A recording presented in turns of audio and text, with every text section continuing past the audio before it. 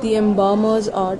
We imagine that these scenes are of a large embalming workshop of Dynasty 21, about 1085 BC.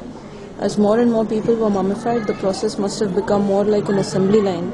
This period was the last before a general decline in the embalmer's art took place, beginning in Dynasty 22. The first task is to remove the internal organs. Prayers would be said while the necessary incision on the left side of the abdomen was made, and the person who made the cut may have been ritually cursed and chased away for having done it. After the intestines, liver, lungs and stomach were removed, the body cavity and the organs were washed. The cavity might then be stuffed with straw or linen to help it hold its shape while drying.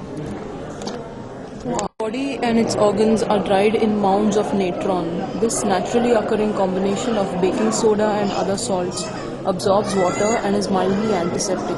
The drying took about 40 days. Fluids from the body were absorbed or dripped off the slanted tables. Keeping scavenger animals and insects away must have been difficult. Sometimes we find evidence of insects or even rodents in the wrappings of less carefully prepared mummies. Bandaging the mummy is a difficult job. After washing, oiling and perhaps stuffing the body, the embalmers separately wrapped each finger and toe. Priests oversaw the placement of protective amulets and pronounced the proper prayers at each new step. As much as 400 yards worth of linen strips were used to completely wrap the body. The internal organs were separately wrapped and placed in special jars called canopic jars to be buried with the mummy. After giving the body a protective coat of hot liquid pine resin, the embalmers might further adorn it with a face mask and additional jewelry before placing the body in its coffin.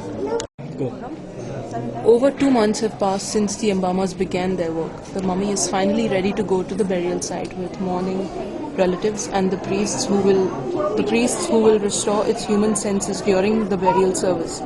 Depending on the wealth and importance of the deceased, a huge entourage, including priests, paid mourners, and musicians and dancers, might accompany the mummy. Of course, not all burials were this fancy. With a simple mummification and burial service, even a poor person was assured eternal life.